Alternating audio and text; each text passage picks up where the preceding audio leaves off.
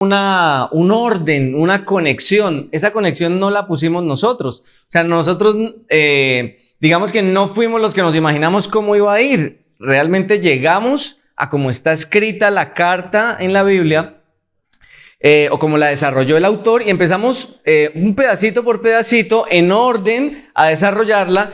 Y hoy llegamos al capítulo 12, casi que es el cierre y la clausura completa de la temporada, pero nos queda haciendo falta uno, ¿cierto? Entonces vamos a terminar con el episodio 13 el siguiente domingo, y el episodio de hoy tiene mucho que ver con las cosas que ya han pasado antes, pero a pesar de ya haberlas hablado y que tal vez usted no haya podido estar en todas, le aseguro que va a poderlas entender y se va a poder identificar y van a poder ser útiles y esperanzadoras. Pero es un poquito, tal vez puede ser un poquito al inicio como confuso pensar, esto es útil y esperanzador, y solamente tiene que mantenerse concentrado y se va a dar cuenta que sí, que es muy útil y es muy esperanzador. Pero quiero mostrarle el título de nuestro episodio porque por ahí es donde comienza este momento y esta historia, y es el episodio número 12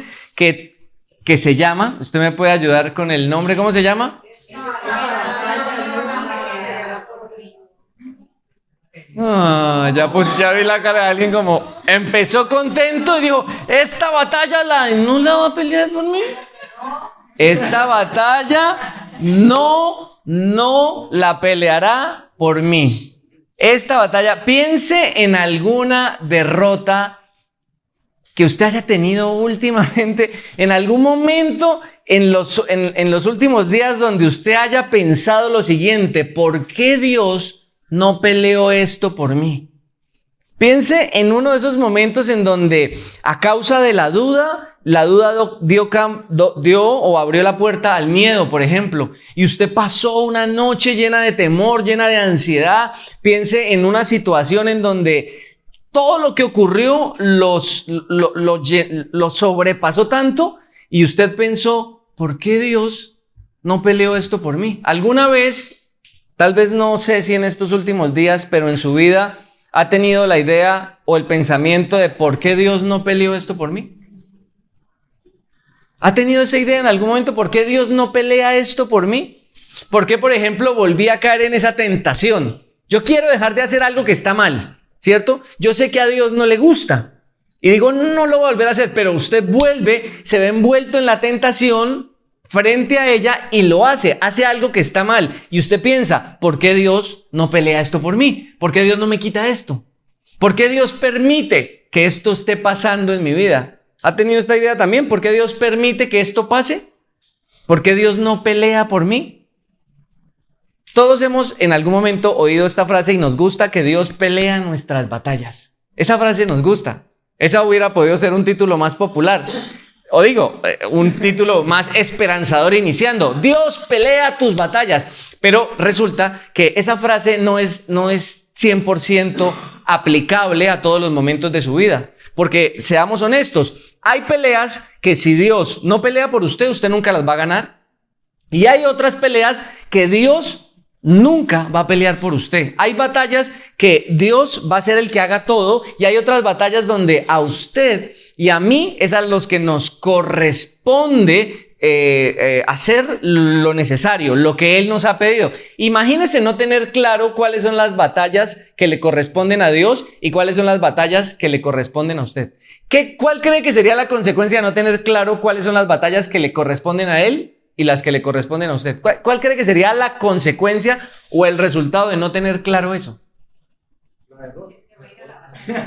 Pues que voy a verme en situaciones, voy a meterme en situaciones y en batallas que no voy a poder ganar, y voy a salir diciendo, pero ¿por qué? O sea, decepcionado, frustrado. Y hay otras en donde le correspondía a usted se quedó esperando que Dios hiciera algo, ¿y cómo va a salir?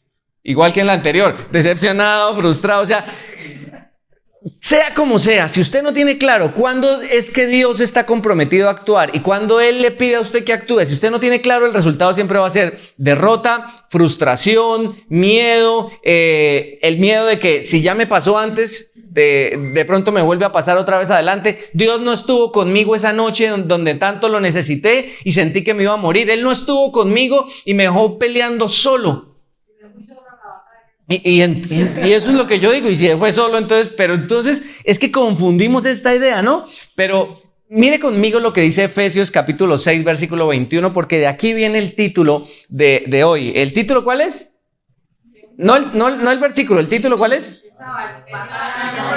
Y esta batalla no la peleará por mí. Entonces, ¿de dónde viene este título? Efesios 6:21 dice, por lo tanto, podemos leerlo todos juntos. Podemos leerlo, dice, por lo tanto, que pónganse todas las piezas de la armadura de Dios para poder resistir al enemigo en el tiempo del mal. Así, después de la batalla, todavía seguirán de pie firmes. ¿Cuál es la meta? ¿Cuál es el plan de Dios sin pasarnos solamente viendo este texto? Solamente viendo el texto. ¿Cuál es el plan de Dios según este texto? Que usted, después de la batalla, ¿cómo termine?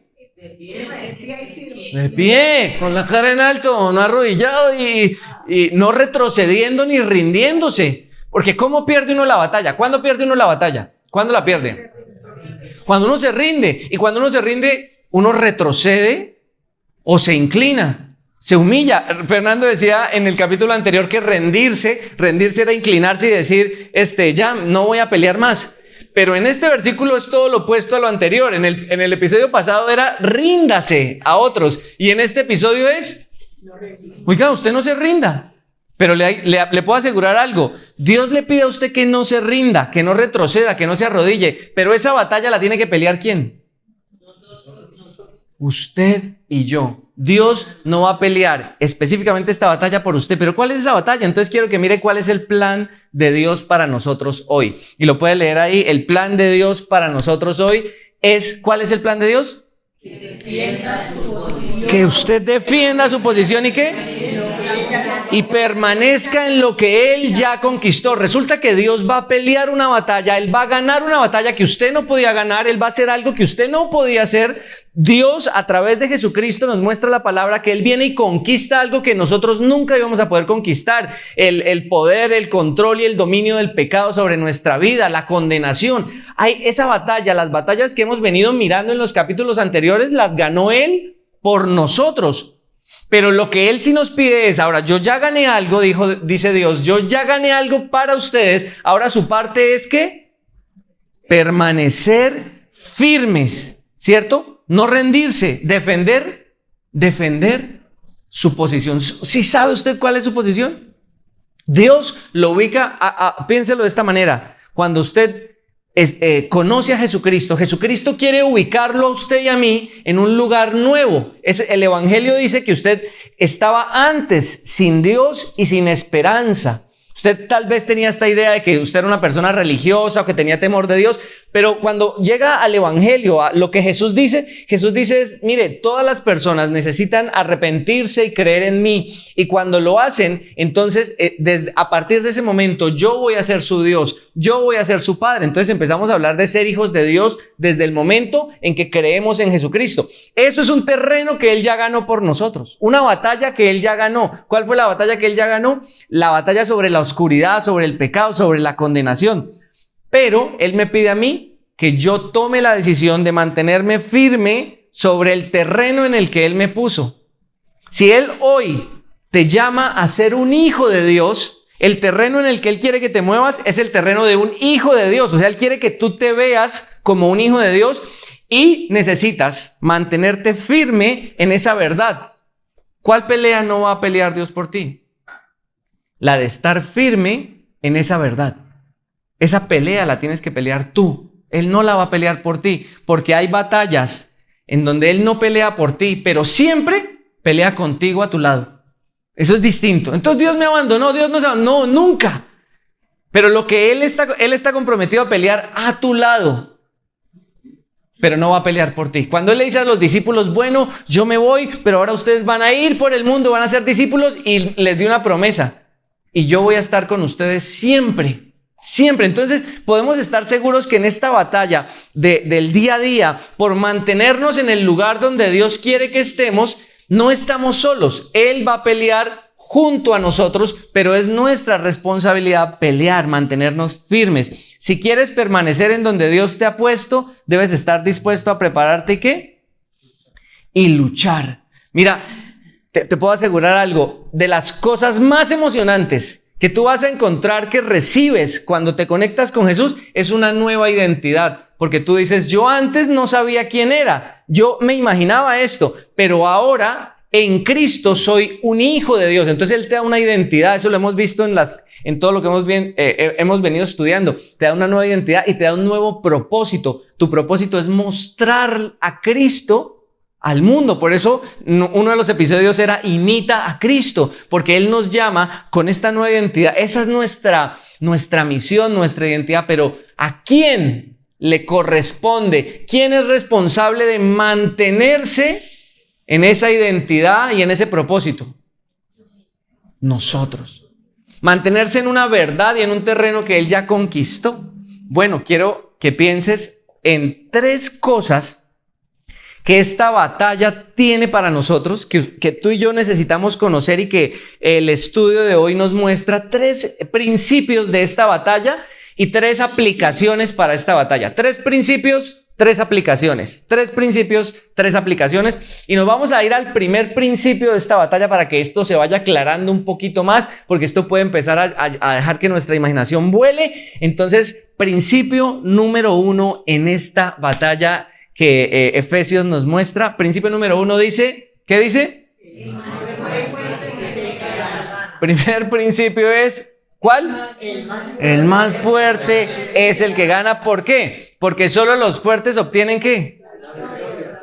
Él no va a pelear por nosotros las batallas que nos corresponden. Así que esta batalla la va a ganar ¿quién? El más fuerte. ¿A usted le parece este principio un principio extraño o le parece lógico que el más fuerte es el que gana? Mire, entienda esto.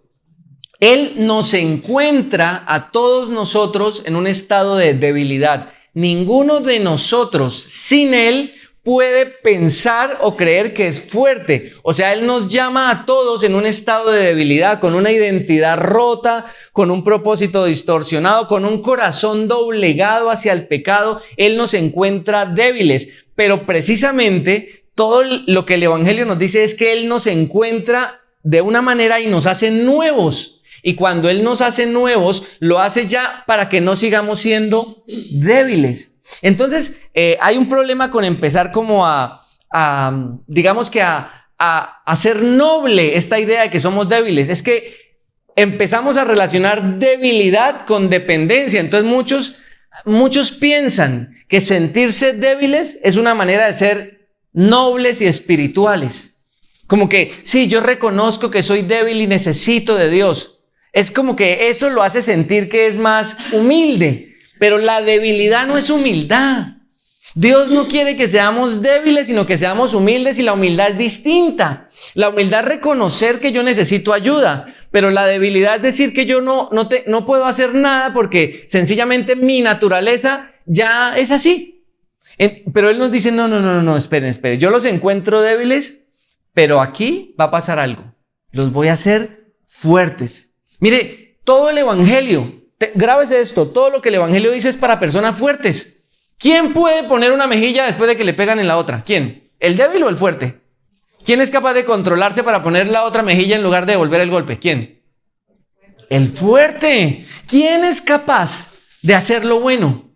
¿Quién es capaz de someterse a su esposa amándola, respetándola y dignificándola? ¿Y quién es capaz de someterse a su esposo coordinando y subordinando en el liderazgo que él tiene? ¿Quién? ¿El débil o el fuerte?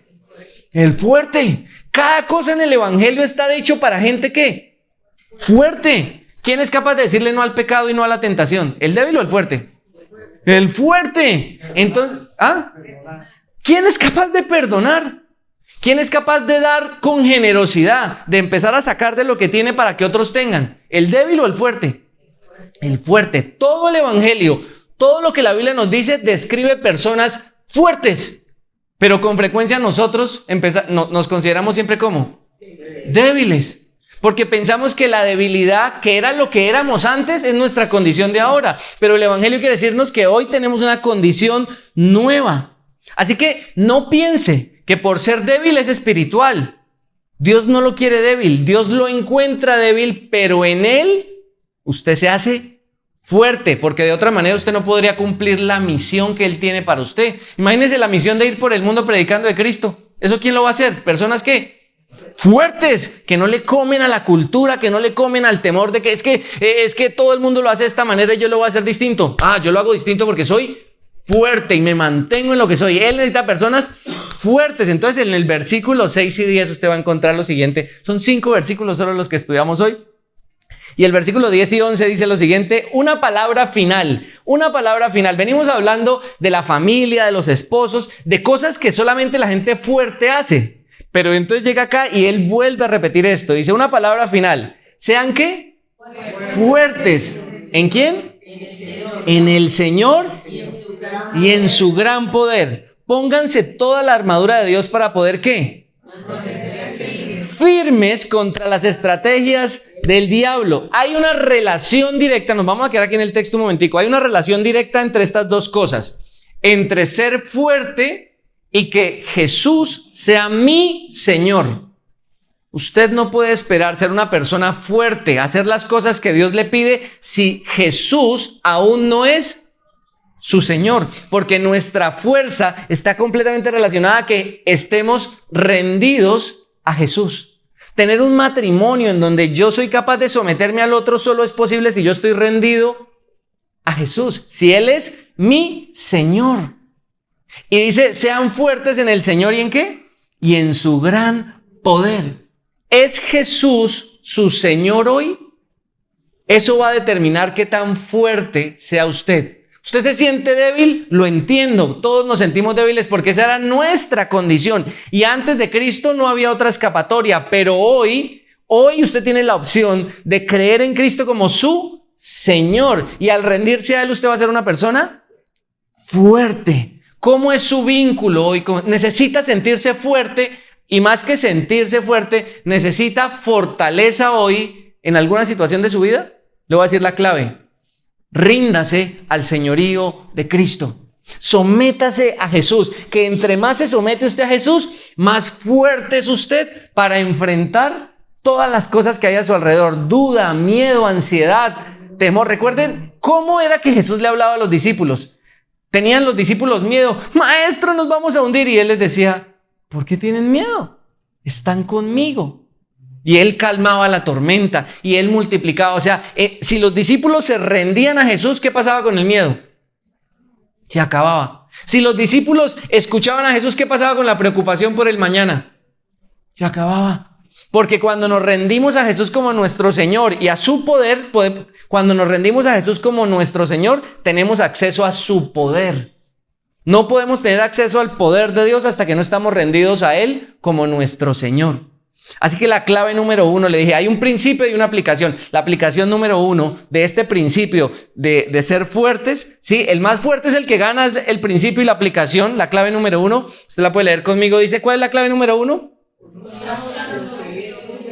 Conocer lo que es nuestro. El plan de Dios es que conozcamos lo que es nuestro en Jesús. La clave de este principio, para ser fuerte, tú y yo necesitamos conocer lo que es nuestro a través de Jesús.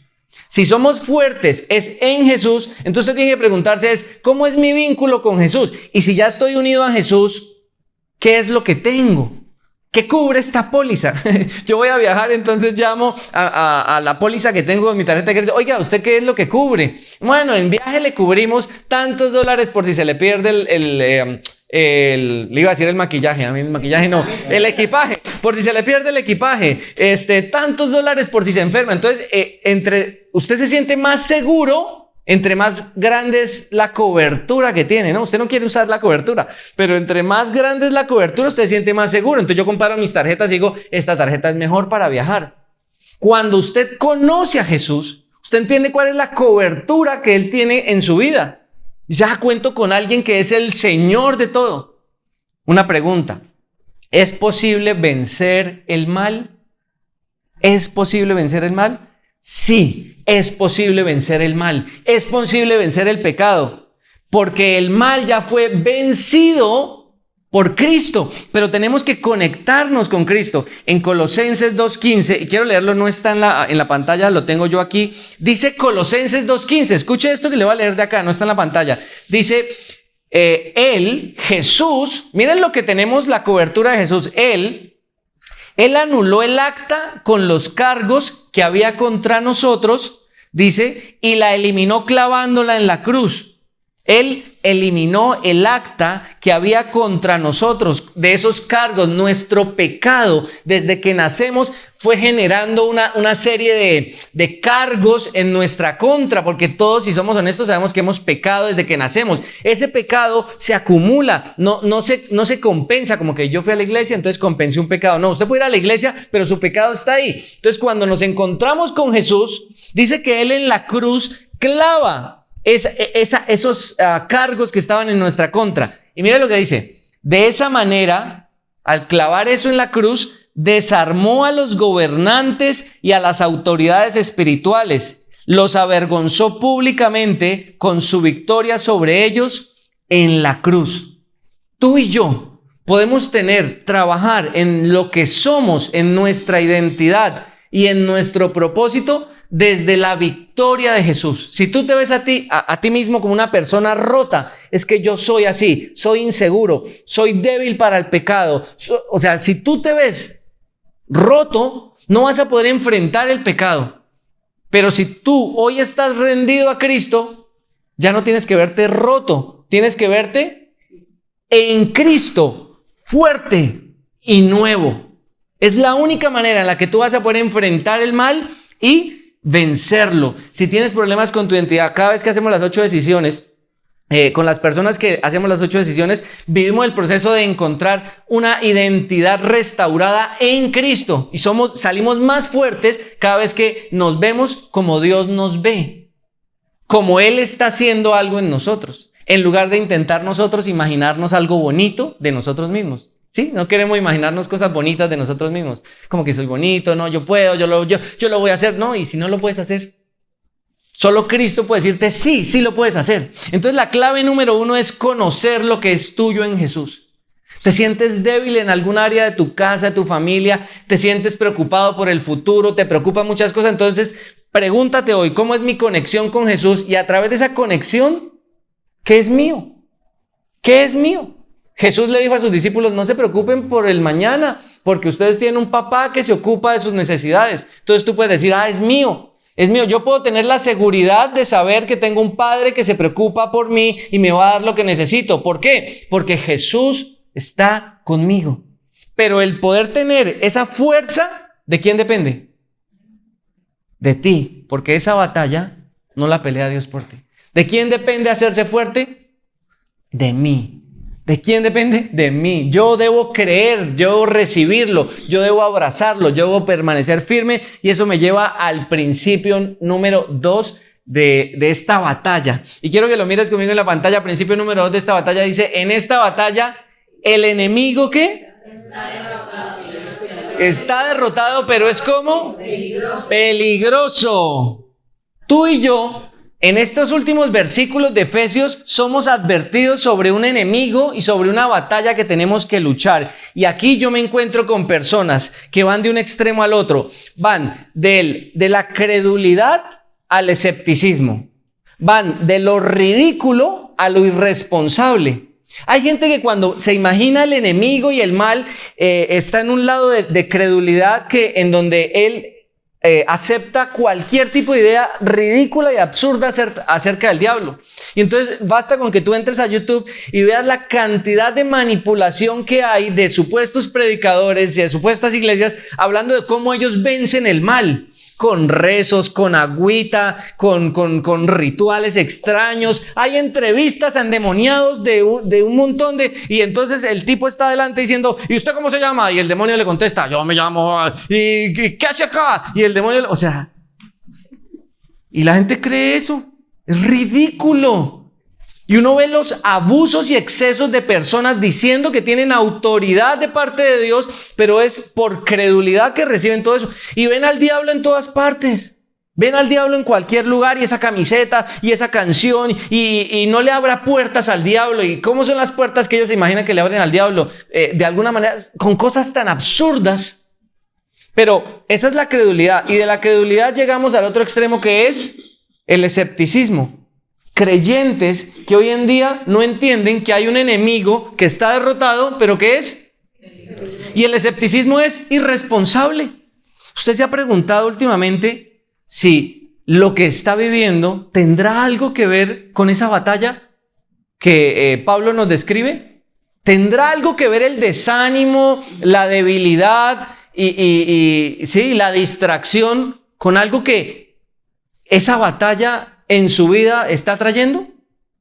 Mire, a mí me suena muy real cuando Jesús le advierte a Pedro, allá por Lucas le dice: el diablo te ha pedido para zarandearte, pero yo no voy a dejar que lo haga. No dice eso. Dice: pero yo he orado por ti. Esa pelea no la va a pelear él por mí, la va a pelear él junto a mí. Hay un enemigo y hay que enfrentarnos a ese enemigo, y esa pelea no la va a pelear él por mí. Él ya la peleó por mí. Recuerde que él ya lo venció, pero si el enemigo vencido viene, es responsabilidad mía y suya enfrentarlo, porque ya está vencido. Y como ya está vencido, usted puede también vencerlo en Jesús. Qué chévere, ¿no? Esa batalla no. Entonces le dice a Pedro, Satanás me ha pedido que para zarandearte, pero yo he orado por ti. ¡Wow! Entonces aquí viene el versículo 11 y 12. Y usted lo puede leer. Dice 11 y 12. Escuche, dice: pónganse toda la armadura de Dios para mantenerse como firmes contra ¿qué? Las estrategias del diablo. Y leamos todos el 12. A ver cómo es que dice de esta batalla. Dice: pues no luchamos contra enemigos de carne y hueso, sino contra gobernantes malignos y autoridades del mundo invisible, contra fuerzas poderosas de este mundo. ¡Wow! Y contra espíritus malignos de los lugares celestiales. A mí me llama mucho la atención que dice que hay un enemigo que tiene estrategias en nuestra contra. Dice: pónganse la armadura para mantenerse firme contra las estrategias. Si hemos venido hablando de que Dios tiene un plan, hay un enemigo que también tiene otro plan. ¿Y cuál es el plan de ese enemigo? ¿Cuál es la estrategia? Destruir. La Biblia describe a Satanás como un enemigo, como un león rugiente buscando a quien devorar. Lo describe como el padre de la mentira. Pero recuerde algo, o sea, piénselo. Hay un plan en su contra. ¿Tendrá algo que ver lo que usted está viviendo con estar envuelto en esa estrategia del enemigo y que usted no se haya dado cuenta? Y no le hablo de las ridiculeces que muchos hablan, ni tampoco usted puede pararse en el punto de que no, eso a mí no me va a tocar. No le va a tocar. A mí me parece muy real que esto está vigente, porque no dice que ya no pase. Al contrario, dice que yo debo hacer algo para que si llega a pasar, no caiga. Distraer. Satanás va a buscar distraerlo. Las estrategias de Satanás siempre van a llevarlo a que su fe se mueva del lugar correcto. Por eso tanta bulla y tanta farandulería con cosas que no son, solo distrae. El profeta, el que viene y saca demonios, el que viene y tengo una profecía para todos. Eso distrae porque no hace que su fe se ponga en el lugar correcto y no lo lleva a usted a ser responsable, sino a estar pensando como en una serie como de vida mística que no tiene que ver nada con la vida cristiana. Entonces Satanás, ¿qué hace? Distrae. Y después de distraer, ¿qué hace? Debilita. Y después de debilitar, ¿qué hace? Desanima.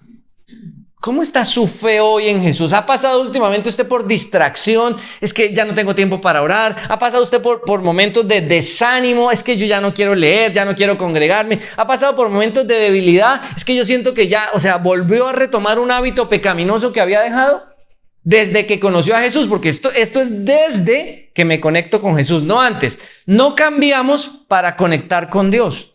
Nos conectamos con Dios y por eso cambiamos. Así que le pregunto, ¿cómo está su vida hoy? ¿Cómo está su fe? ¿Cómo está esa batalla? Porque a mí me parece muy real. Tenemos que reconocer ese enemigo externo. O sea, tenemos uno interno, ¿sí? El interno, ¿no? Lo que viene de nosotros. Impulsos y vainas raras que el Espíritu Santo está renovando en nuestra mente, en nuestro corazón, ¿sí? Impulsos. Pero también hay un enemigo externo que es muy real. Mire la aplicación de este principio. ¿Sí? Tenemos, el segundo principio es que tenemos un enemigo que está derrotado, pero es peligroso. Ese es el principio. Pero ¿cuál es la aplicación de este punto, de este enemigo? La aplicación número 2 dice esto: el plan de Dios es que no subestimes al enemigo. ¿Por qué?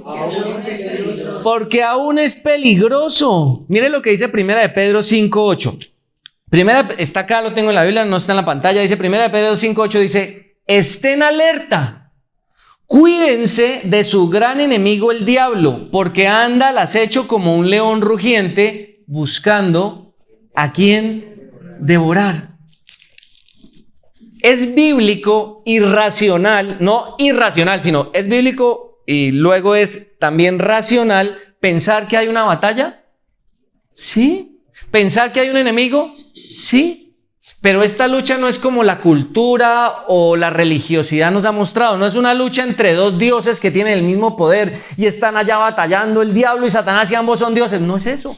La Biblia nos muestra que Dios es Dios y Satanás fue alguien que se rebeló y dice que Jesús vino y pisó la cabeza de Satanás y ya lo venció. Entonces no es una lucha de dos poderes iguales, no es así. No crea ese cuento. Por eso la chamanería y todo el tema de la brujería y todo lo que hay, la santería, y todos dicen es que el poder del diablo, la luz contra las tinieblas, y quieren poner al mismo lugar de... No. Bajémosle a eso no es así. La Biblia dice que Dios es Dios. Sí, y alguien se rebeló y Él lo derrotó, y lo derrotó por nosotros. Y ahora nuestra parte es no dejar que ese enemigo que está derrotado venga a manipularnos. No es un juego entre Dios y el diablo, como muchas veces lo hemos visto en películas. ¿Ha visto películas donde muestran como que si Dios y el diablo estuvieran jugando y nosotros estuviéramos en la mitad? Y como que si Dios jugara con las fichas y dijera, bueno, vamos a meter este ahí a ver cómo le va, y el otro dice, pues yo le apuesto al uno y yo le apuesto... No, tampoco es así. El mundo espiritual no se trata de un juego entre Dios y el diablo, no es así, es una batalla en la que Dios ya derrotó, ¿sí? Lo que Satanás estaba haciendo contra nosotros. Es el diablo, y el enemigo que tenemos, grábelo acá, es un enemigo derrotado. Pero a pesar de estar derrotado, ¿qué es? Peligroso, no lo subestime. Por eso Pedro, que aprendió muy bien esta lección, porque recuerden que le advirtió Jesús a Pedro a la noche que fue entregado. ¿Qué le dijo? Pedro, Satanás me ha pedido que lo va a zarandear. ¿Sí? En esos momentos Pedro pensó que él iba a poder hacer las cosas por sí mismo.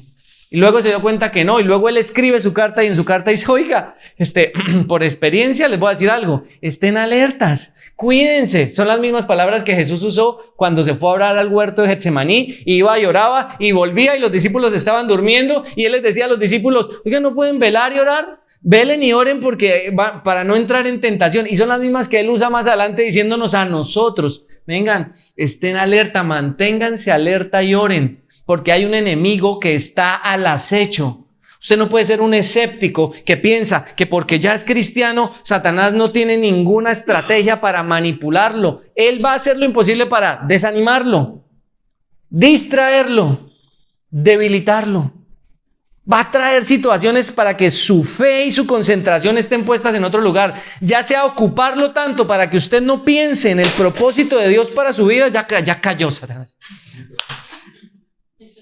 Él va a hacer algo para distraer. Él va a hacer algo para distraer lo que sea. Desde cosas que lo ocupen tanto como para que usted no se ocupe de la misión que tiene, como ataques frontales para que usted se llene de miedo y diga, ay no, es que ahora me están asustando, en la casa mueven platos y tumban pocillos y ¿sabe qué?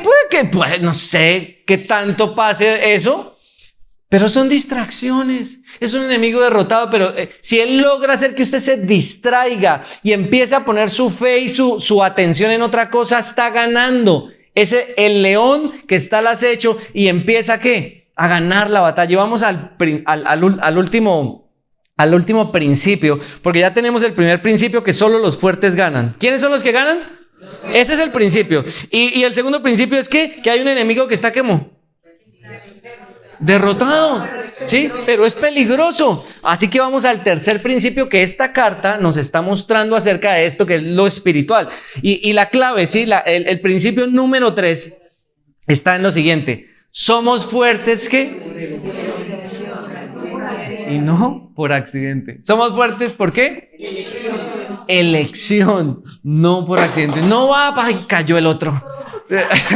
No, somos fuertes por ay, el papá y la hija, oiga, está atacando a la familia, no importa. Somos fuertes por elección, no por accidente.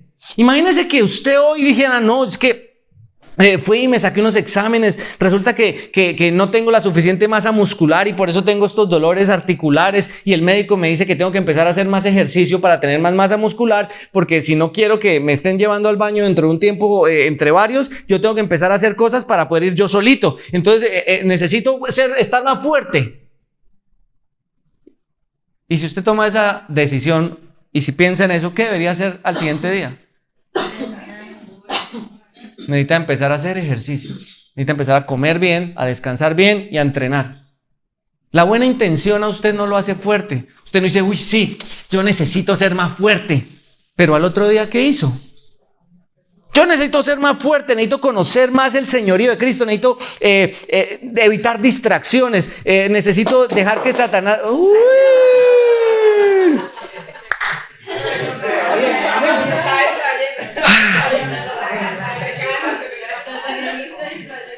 ¿Qué va a hacer? ¿Qué va a hacer usted?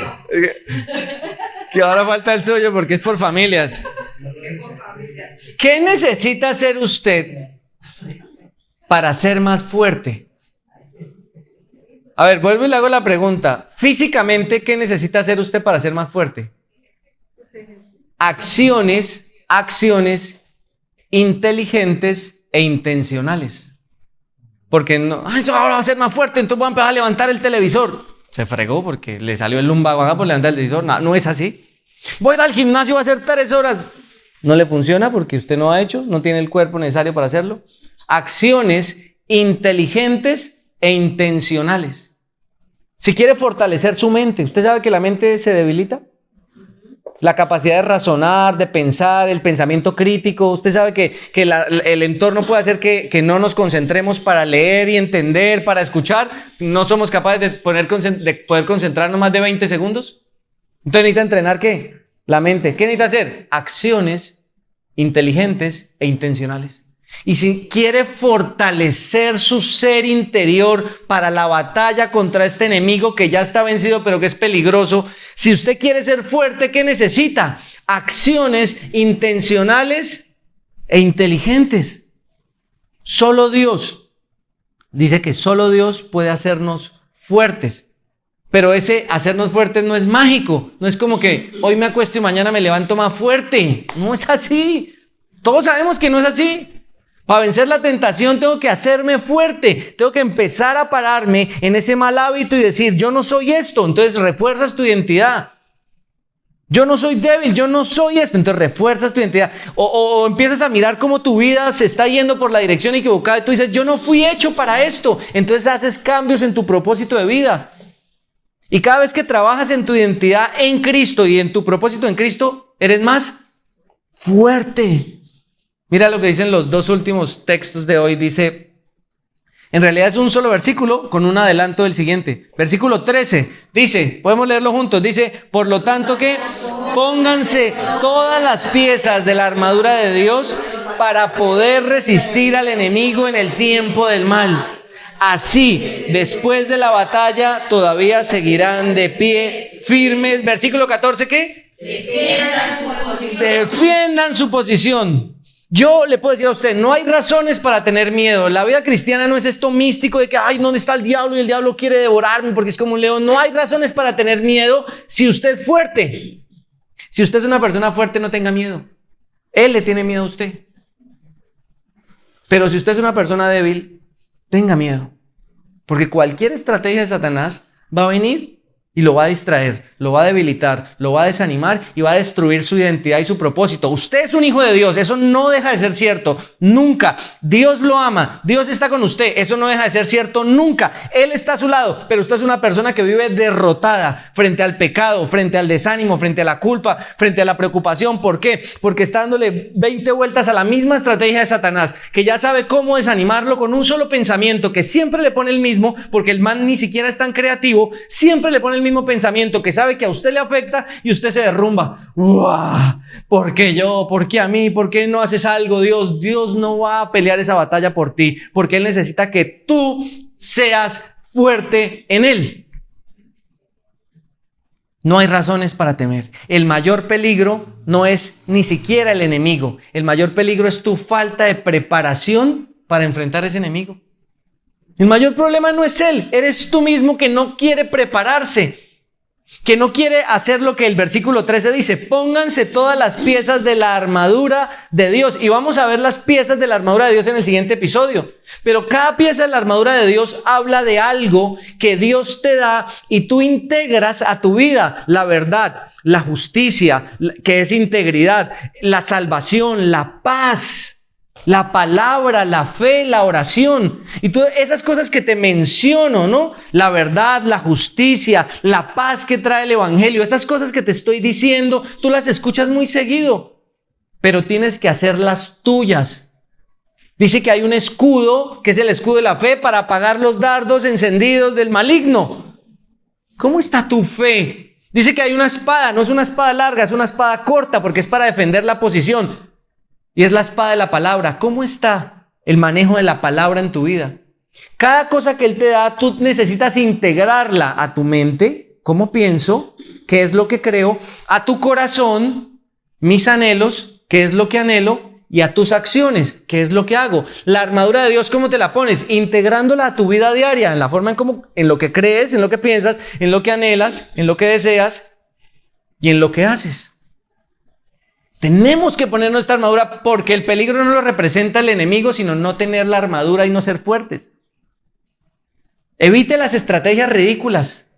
Ya no hay que poner la sábila detrás de la puerta para que no entren las malas visitas. Y ya no hay que tenerle miedo a la mariposa cuando se meta, porque ¡ay, es que llegó la muerte! Ya no hay que tenerle miedo ni a los tabús, ni a los mitos, ni a la chamanería, ni a la santería, ni a lo diabólico. A eso no hay que tenerle miedo. Hay que tenerle miedo a que tú no estés preparado para enfrentar los engaños y las estrategias de Satanás en tu identidad y en tu propósito. Y en pensar que tú eres un creyente que va por la vida y que a Satanás tú no le importas, porque sí, él tiene una estrategia para que tú no vivas el plan de Dios en tu vida. Él quiere destruirte, quiere presentarte personas que te corrompan, quiere meterte en negocios que te consuman la vida.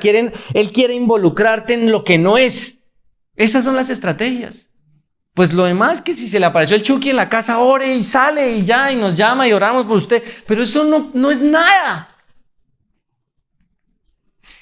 La clave número 3, la aplicación número 3 dice, cerrando esto, clave número 3 dice: el plan de Dios es que cada día seas más fuerte en su poder. Cada día solo te haces fuerte con acciones continuas e inteligentes. La buena intención no es suficiente. En Santiago, en el capítulo 4, Santiago 4:7, te lo voy a leer porque no está en la pantalla. Santiago 4:7 dice esto: así que humíllense delante de Dios, resistan al diablo y él huirá de ustedes. Esta batalla no la va a pelear Dios por ti.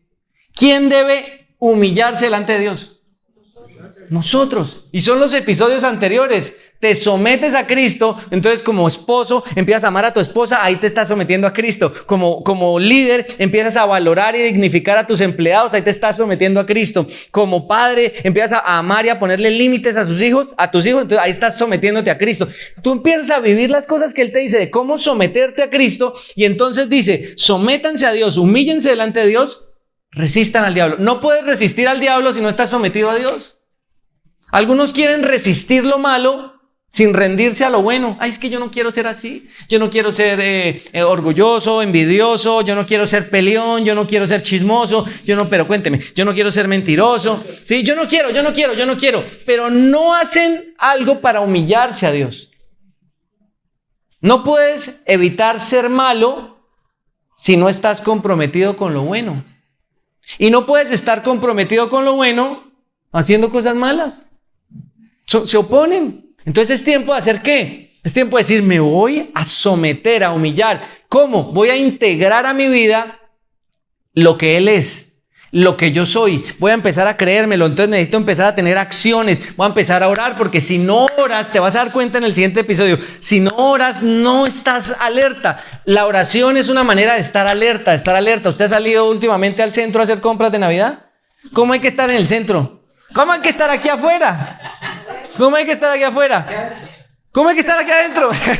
Alerta, no se duerma también, alerta. ¿Cómo hay que estar? Alertas.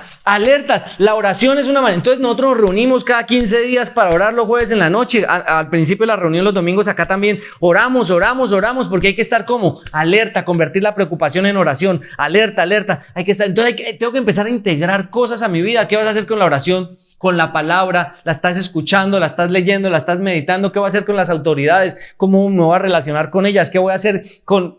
Cada cosa cuenta para saber que tú te estás sometiendo a Dios. Ser fuerte inicia al humillarte delante de Dios. No puedes resistir al diablo si no estás humillado delante de Dios. Y si tú estás humillado delante de Dios, resistiendo al diablo, ¿qué va a hacer él? Va a huir. Si ves que la lucha no es todo esto mágico, espiritual raro, de noches de atar al diablo y echarlo fuera de la ciudad. ¿Cuántas veces tú has escuchado, ay, vamos a atar al diablo? Y lo atan muy pasito porque se les suelta el otro fin de semana y tienen que volver a atarlo. Y vamos a echarlo. O sea, así no funciona. Eso no es. Vamos a cerrar con este último pensamiento que es nuestra conclusión.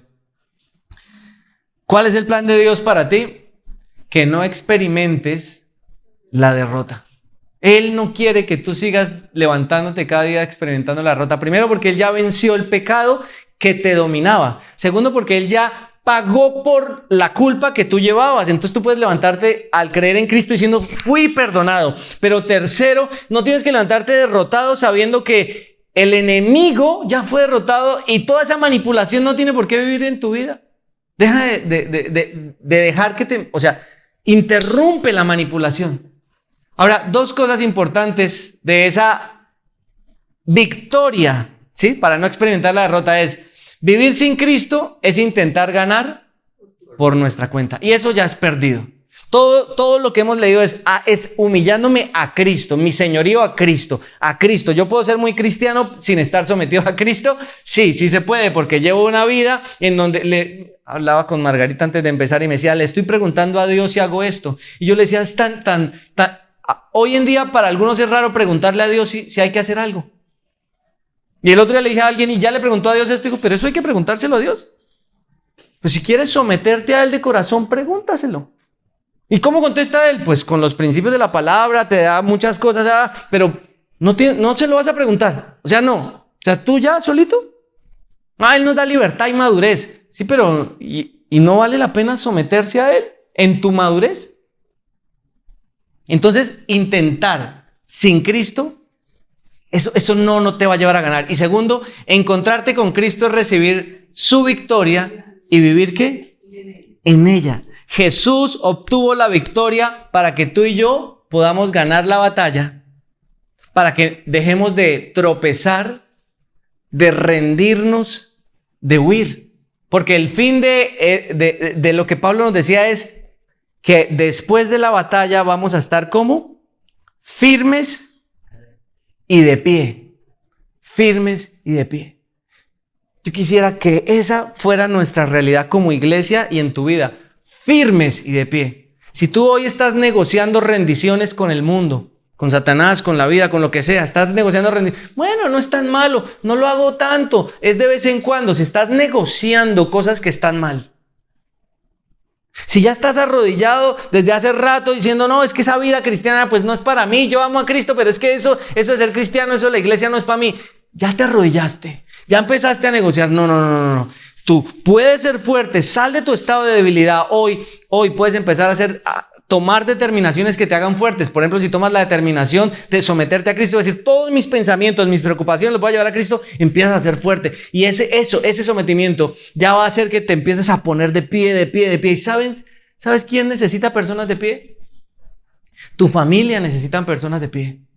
Tu esposa, tu esposo, tus hijos, tus empleados, el mundo necesita creyentes que estén de pie, porque si todos los creyentes están arrodillados haciendo lo que todo el mundo hace, entonces ellos ven y dicen, no, pues si esto es ser cristiano, pues yo, ¿para qué quiero ser cristiano? O no hay ninguna diferencia entre comprometerme con Cristo y no, porque miren cómo viven todos. El mundo necesita no personas que tengan máscaras y se hagan los fuertes, no, personas. El que es fuerte no necesita presumirlo, solamente es fuerte y va por la vida siendo fuerte, ¿sí? No va caminando como que es más grande, no, él simplemente es fuerte y va por la vida porque es fuerte. La iglesia necesita creyentes que estén de pie. Tú y yo necesitamos saber que estamos de pie y firmes para empezar el 2024, para terminar el 2023, porque el mundo necesita personas que estén de pie, firmes. Y todo empieza con decisiones diarias, sencillas en tu vida. Voy a depender de Cristo. Voy a estar alerta. Hay un enemigo que está derrotado, pero es peligroso. Pero yo estoy alerta. Y no caigo en sus estrategias. Y me mantengo de pie y me mantengo firme. ¿Qué tal si oras conmigo diciéndole, Señor, yo quiero eso, yo quiero estar de pie y firme? ¿Puedes hacerlo sentado? No tienes que ponerte de pie firme, solo. Señor, hoy quiero pedirte por el corazón de esta iglesia. No queremos, Señor, ser crédulos y vivir como en una fantasía y en un misticismo de espiritualidad equivocado, pero tampoco queremos ser personas escépticas que niegan las cosas que son reales, que nos están sucediendo. Queremos hoy tener esta mentalidad nueva, diferente, decir, bueno, me voy a preparar para la batalla, para ser una persona fuerte. Tú me das todo lo necesario para que yo pueda ser cada día más fuerte, porque solo los fuertes ganan la guerra. Y si he sido débil, no ha sido porque tú no me des lo que necesito. Si he sido débil es porque no me he mantenido en tu verdad, en la identidad que me has dado, en el propósito que me has dado, porque no me he mantenido en ti, Jesús, así, humillado, conectado. Te pido por el corazón de esta comunidad, te pido por las familias que están aquí representadas, que hoy cada uno de nosotros pueda indignarnos por todas las derrotas, que hoy podamos hastiarnos de la derrota, indignarnos por la forma en cómo nos han engañado y nos han manipulado, y que hoy podamos, Señor, pedirte perdón por haber actuado en debilidad cuando podíamos ser fuertes, pero que a partir de hoy también tomemos la decisión de enfrentar de una manera diferente el problema como personas que empiezan a hacerse fuertes al depender de ti, en su identidad, en su propósito. Gracias, Padre, porque tú nos das esperanza, porque nos das una vida nueva, porque nos das una nueva forma de vernos y de enfrentar lo que viene. Gracias, Padre, porque podemos dejar atrás ese pasado de debilidad y empezar un nuevo presente de fuerza, de fortaleza en tu nombre, Jesús. Gracias por eso